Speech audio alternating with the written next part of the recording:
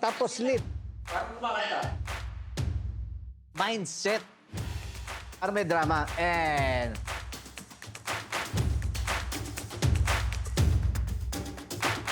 consistent yung speed ng bow pa diminuendo, okay? Kailangan nakalutang yung sound. Angeline! Mukha siyang munyeka talaga. Kaya mga scholars, do you like it?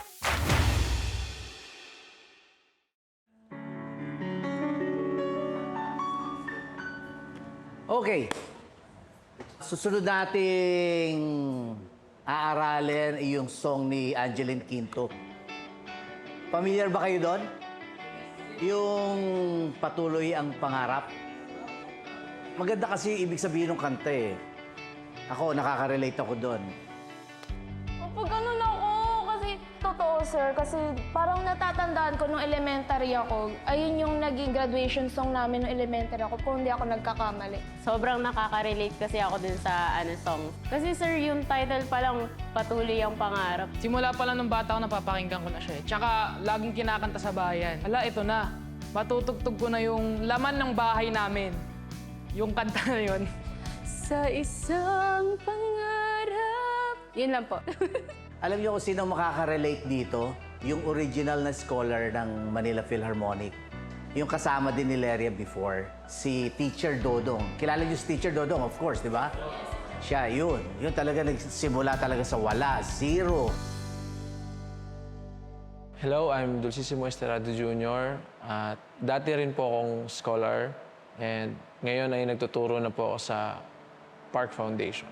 Pero iwasan yung ganito.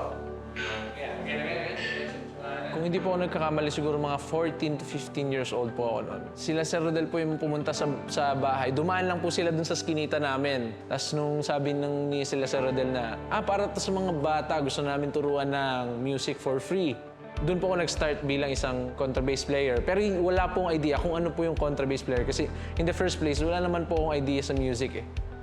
Yung father ko po is a construction worker lang po siya dati. And then, yung nanay ko naman po ay, wala lang, titinda lang po siya sa bahay. Tapos, naranasan ko pong mga lakal, ganyan, para lang may makain.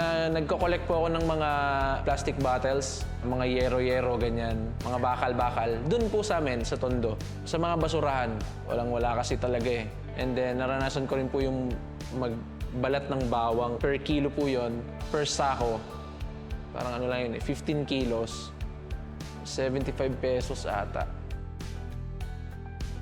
Yung music mismo yung pipili sa'yo eh. Parang ganun po yung naramdaman ko nun eh. Kaya yun yung sobrang pinasasalamat ko talaga. Napasama po ako sa Asian Youth Orchestra noong 2024. So yung Asian Tour po, nagsimula po sa Hong Kong and then some cities in China ulit. And then Japan, Taiwan, sa Chiayi and Taipei, Singapore, Thailand, and Malaysia. The competition po held in Vienna, Austria. So it's called Summa Cum Laude Music Festival. Marami po siyang iba't ibang bansa to have a competition. Ngayon, nanalo po yung Pilipinas. So, sa ngayon, parang mas okay na po ako ngayon sa financing kaysa noon. Gawa nga po ng pagtugtog ko po. Kung hindi po talaga ako na scholar po sa MPO noon dati, feel ko tambay pa rin po ako ngayon. Mabuti na lang po talaga, blessing in disguise talaga yung organization noon with Sir Rodel noon. Hindi ko rin po alam na ganito na rin po ang mangyayari ngayon sa akin. Sobra po akong thankful. So, iyon ang ibig sabihin ng kanta na yon, yung patuloy ang pangarap. So, para sa lahat na nangangarap, perfect yung song na yon. At yun ang aaralin natin ngayon. Mindset, attitude, yun ang pinaka-importante as a successful musician.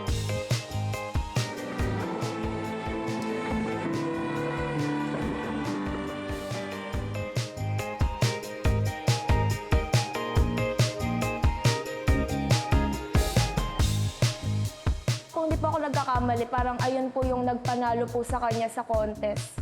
So ayun, sana kung ako din, manalo ako sa isang bagay na katulad sa kanya. About sa music. Nabuhay po yung dati kong pangarap na dahil po sa interaction po namin ngayon tsaka sa tugtog po namin ngayon. Habang nire-rehearse ko po yung kanta, naalala ko po lahat ng pangarap ko and tinanong ko po yung sarili ko na kayang-kaya ko po pala i-build yung pangarap ko. Hi guys! This is Angeline Quinto at ako po ang kumanta ng awiting Patuloy ang Pangarap. You got it? You got it? Do you like it? Hi, Maestro! Hi, Angeline. Welcome to Park Hi, Foundation. Miss Miss Ola. Welcome. Maraming salamat. Welcome. Thank you for accommodating our request. Salamat po sa To be invitation. our Of guest. course. We are... Ngayon na po ba ako kakanta? Hindi pa na. Joke lang, Maestro. Excited lang po ako. I heard you have a big concert next month. Next month po. Can I apply for backup singer? Actually, pwede rin pong dancer. Dancer, okay. Pwede both. Pwede both. Sige. Let me introduce you to the kids. Yes po, Maestro. inside. Salamat po. Nung na-receive ko yung invitation nila at nalaman ko po na mga scholars na mga bata ang tutugtog ng Patuloy ang Pangarap. Parang nai-imagine ko, nasa bahay pa lang ako, nai-imagine ko ano yung magiging feel nito na kasama yung mga batang scholars natin from Park Foundation.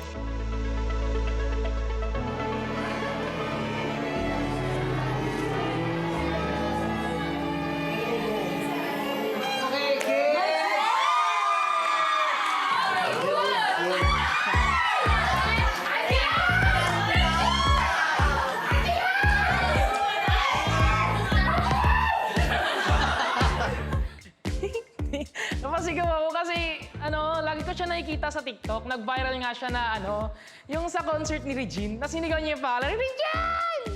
Yung ganon. Sinigaw ko rin yung pangalan niya. Angeline! Angeline! Nung nakita ko sila kanina, feeling ko nagandaan sila sa akin. Narinig mo, nagsigawan. Natutuwa ako nung... Natutuwa ako nung nagsigawan sila kasi napasigaw din ako. Napaganon po ako kasi parang na-starstruck po talaga ako sa face niya kasi ang ganda niya, ang sexy niya. Tapos, ang kulit niya po ganon. Yung reaction ko talaga, parang na-starstruck talaga ako kasi hindi ko akalain na mas mukha siyang Barbie sa personal. Mukha siyang munyeka talaga. Pretty girl. Tapos nung personal, mas pretty! Guest natin ngayon si Miss Angeline Quinto.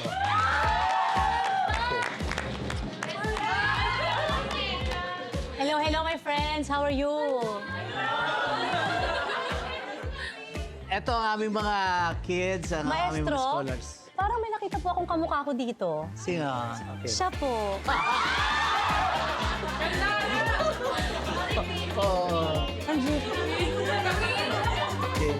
Yung kanta niya ngayon na gagawin natin, yung Patuloy ang Pangarap. Pwede ba sabihin mo sa kanila kung ano ibig sabihin sa iyo ng song mo na Patuloy ang Pangarap? Kasi nung pinakinggan ko siya, sobrang inspiring. Maestro, unang-una, gusto niyo po bang explain ko sa kanila in English? Or, you know what, guys? Mahirap i-sustain to. Sa Tagalog tayo. Hindi. Magandang araw sa inyo, mga scholars. Alam niyo, kanina pa ako excited makasama kayong lahat. And ito yung pinaka naging story nung Patuloy ang Pangarap. Kasi nung sinulat po yan ni Sir Jonathan Manalo, nalaman niya kasi na napakarami ko na pong mga singing contest na sinalihan before bago po ako umabot ng Star Power. Sa grand finals ng Star Power, kailangan po namin kumanta ng isang original song. Napakaswerte ko na si Sir Jonathan Manalo yung nakabunot sa akin nung contestant pa lang ako. And sa mga hindi nakakaalam na nandito ngayon, lumaki po kasi ako sa Sampaloc, Manila. Yung lugar namin dyan, magulo, maingay, pero napakasaya. At 9 years old ako, nag-umpisa akong sumali sa napakaraming mga singing contest, mga amateur singing contest. Dahil ang gusto ko lang noon, yung kikitain kong pera, pag nananalo ako, gusto kong ibigay yun sa nanay ko. Kasi nakikita ko yung nanay ko, tumatanda na. Gusto ko na kahit papano, Ako na yung magbibigay ng baon sa sarili ko. So kasabay no, nag-aaral ako, elementary ako, and ang daming pagsubok, ang daming mga maririnig sa ibang tao na hindi nyo nagugustuhan.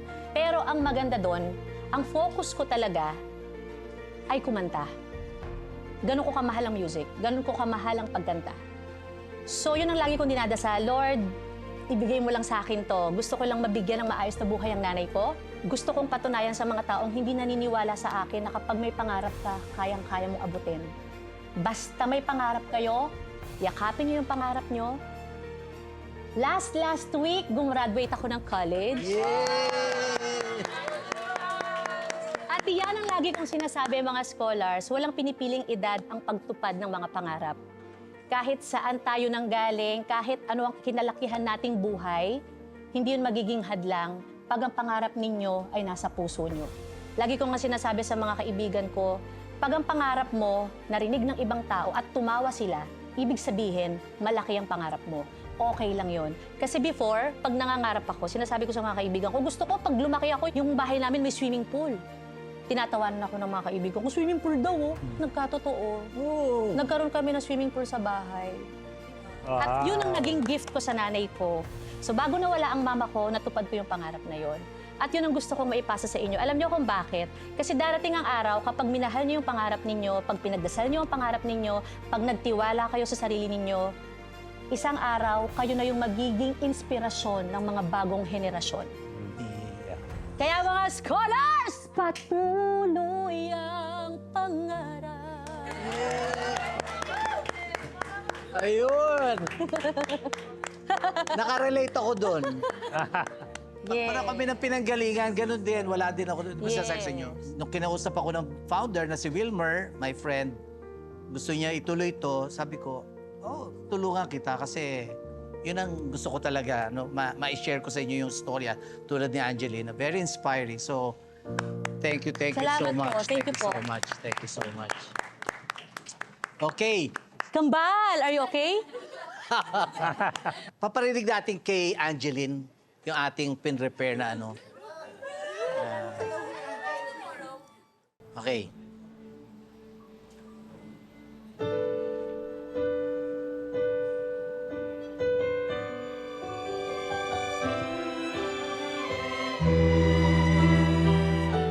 Nung first listen, ang iniisip ko lang, kasi, 50-50. Nakafocus ako sa sarili ko, tas tinitignan ko siya. Parang dinadamdam niya yung kanta. Napapaganon siya. Napapapikit siya.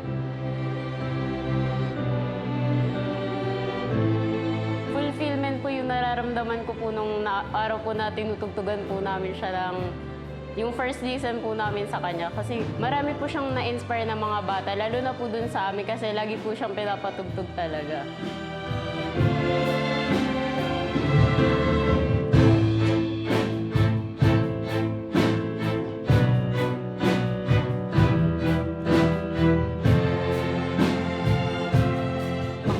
Mahusay silang lahat. At nakakagulat na ganung edad, ganun sila tumugtog.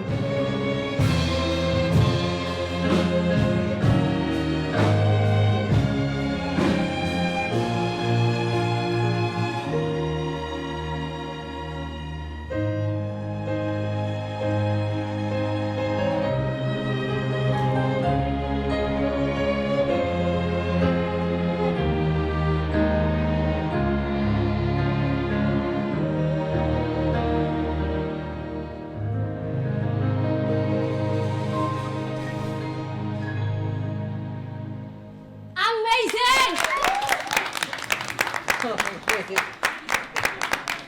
I love it! Ayun. Ang ganda. Very inspiring talaga. Kahit wala pa yung songs, mamaya, naku, pag pakinggan nyo yung lyrics. The best. Galing. Exciting. Na-feel ko lahat yun na bawat isa sa kanila may malaking pangarap. At naramdaman ko yun. Nung nagsasalita ako, tinitignan ko sila sa mga mata nila, ganun din ako nung nakikinig ako kila Mama Sharon Cuneta before, sa mga hinahangaan kong artista before, at lahat ng mga sinasabi nila hanggang ngayon nasa puso ko. Habang tinutugtog ko na po yung patuloy ang pangarap, especially sa situation ko po ngayon sa buhay ko. Lalo na po, hindi ko po kasama hindi ko po kasama yung family. Hindi ko po kasama yung family ko dito po sa Manila. Tapos, para nakasalalay po kasi yung life na meron kami sa akin. Even po ng mga rehearsals pa lang namin, medyo parang nagiging emotional po ako dun sa kanta kasi may times po na parang gusto ko po talagang mag-stop na. Mag-work na lang po kasi lagi ko nga po sinasabi na nakakasira po ng pagtatrabaho yung violin. Pero pumupunta po ako dito kasi yun po yung pangarap ko. Gusto ko pong ipagpatuloy yung pangarap ko po na yun kasi para po sa akin, yun po talaga yung makakatulong na sa kung ano man pong pinagdadaanan ng family namin ngayon. Yung napulot ko pong aral na sinabi po sa amin ni Miss Angeline is yung kahit pagtawanan po yung pangarap po namin sa pagiging musician po, hindi po yun naging hadlang po sa akin para ipagpatuloy yun. Kasi kahit marami po kong struggles na pinagdaanan, simula pa po nung bata ko, ang dami po nagdi-discriminate sa amin na, music lang yan, wala kang magiging pera dyan. Handa ako ipagpatuloy siya sa makatapos ako. Mas bumalik ako doon sa panahon na inaaral ko pa lang yung song. Pagdating sa bridge, kahit saan, kahit kailan, alam kong ako'y patungo sa marami pang tagumpay. Yung part na yon, hindi ko alam, bigla akong naiyak. Para siyang sinulat sa kung paano ako nag-umpisang mangarap, niyakap ko yung song na yon. Yun ang bumalik kanina sa isip ko. Hi guys! This is Angeline Quinto. Ako po ang kumanta ng awiting Patuloy ang Pangarap and I'm ready to get part.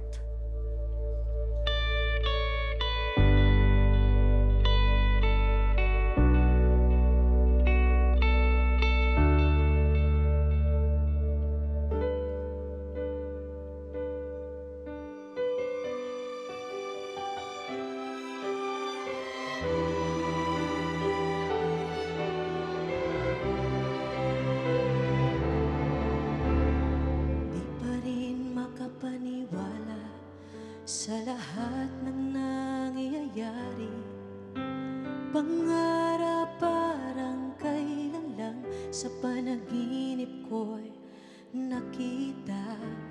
Ngayon ay dumating nang bigla sa aking buhay, di naubusan ng pag-asa. Ako'y nanalig sa isang pangarap. Ako'y naniniwala. Ako'y lilipad at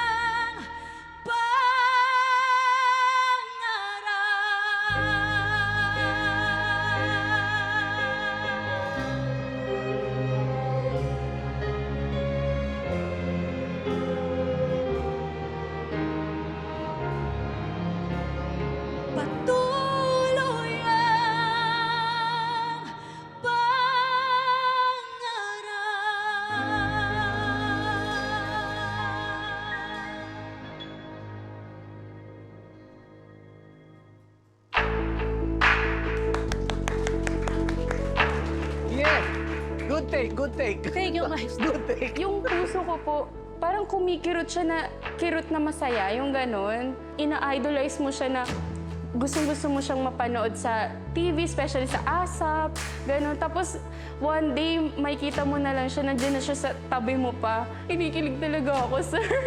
Natupad niya na po yung pangarap niya para sa mother niya. So, ako po, gustong-gusto ko rin po yung gawin para sa magulang ko. Napaka-supportive po kasi talaga ng mga magulang ko. No, ayun po, yung pagpatuloy ko yung pangarap ko, lalo-lalo na po para sa nanay ko. Mabigay ko po yung mga, yung mga sacrifice po na tinulong niya po sa amin magkakapatid. Kung meron tayong gustong maabot at gustong ma-achieve na mga pangarap natin, kailangan natin talagang paghirapan yun. At siguro kung meron kang dreams, kailangan yakapin mo yung pangarap na yun eh. Kasi naniniwala ako na pag minahal mo ang pangarap mo, mamahalin ka rin ang pangarap mo.